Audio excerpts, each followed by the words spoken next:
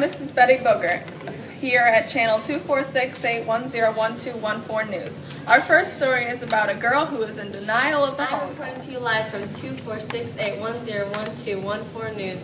I'm here with Penelope Peterson, an average German here in Germany. So tell me, Penelope Peterson, what's your intake on the Holocaust?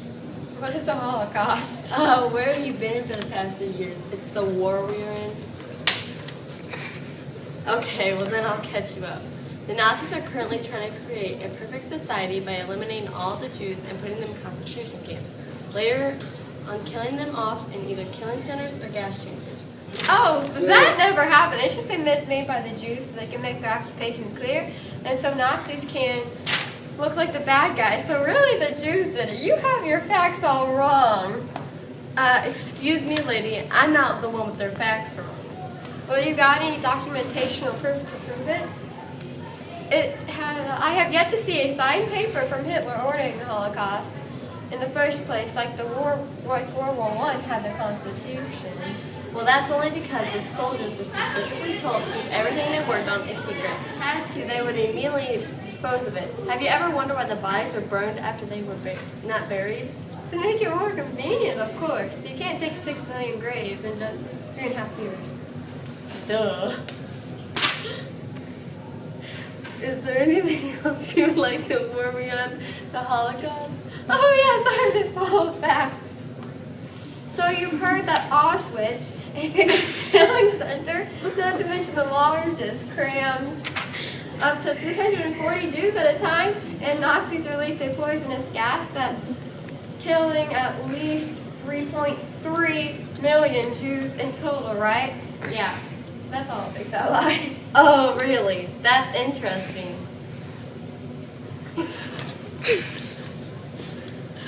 And there you have it. The logic of Holocaust deniers. Back to you, Betty Boger. We'll have to make sure to say thank you to Mrs. Penelope Peterson. Our next story is about a very big topic nowadays, the famous death camp, My name is Auschwitz. Nicole Patterson, and here with us today is Demetrius Pablo, a prisoner from the Auschwitz death camp. So Demetrius, how do they treat you? Horrible. Just horrible. We barely get any food, and we work in the heat. That sounds awful. What kind of food do you get? We only get stale bread. That's terrible. Do you know what those big towers are?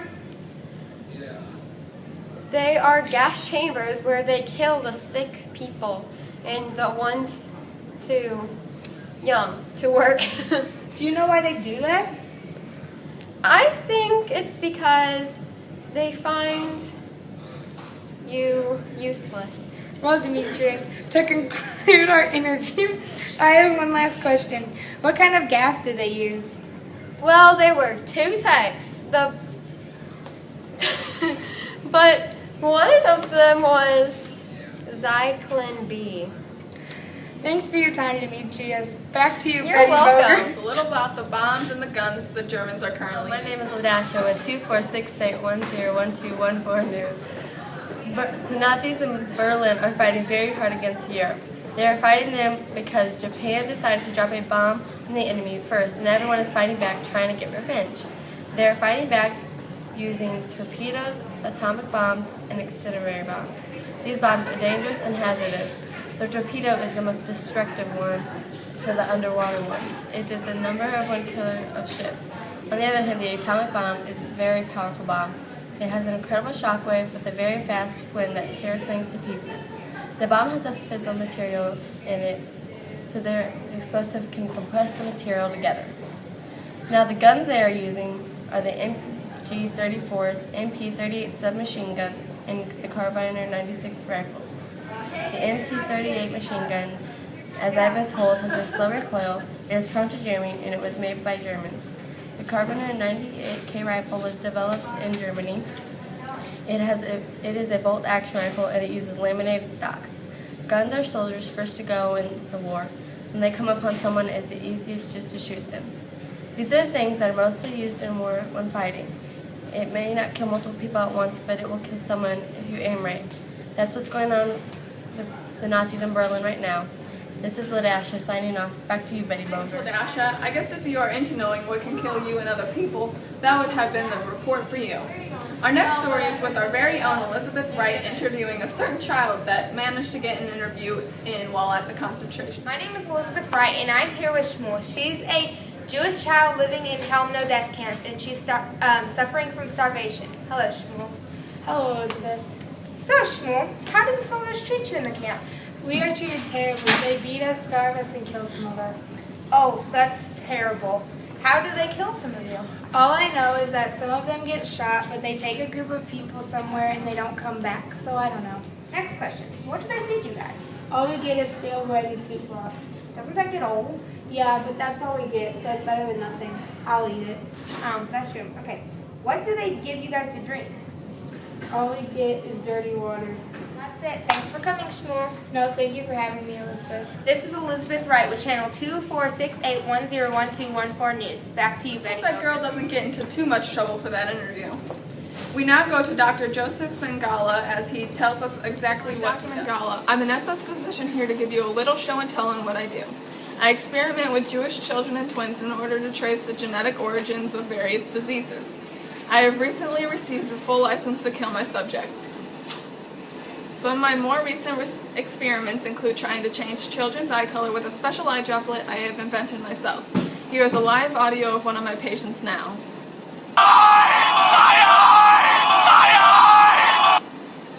Turns out it is very hard to do.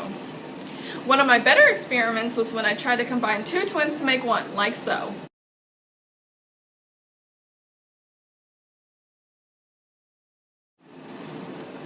My own set of conjoined twins. Twins are my favorite. I love working with them. There are so many choices, so many things to do.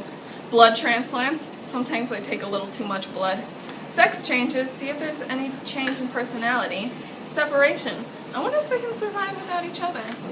And lastly, I murder them and study their insides. Thanks for listening. This has been Dr. Joseph Mangala on channel 2468101214 News. Back to you, Mrs. Betty Boker. Well, that's that. Thanks for watching channel 2468101214 News. Come back soon.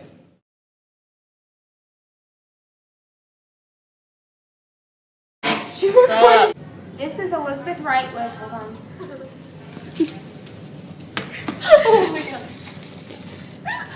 There, it took out. There's a fissile material in it. There's also an explosive to compress the material. Bombs. That sounds awful. Next we go to It's LaDasha. The dash ain't be silent. LaDasha, so she can tell us a little bit about the bombs and the guns that the Germans are currently using. That Oswich, Oswash.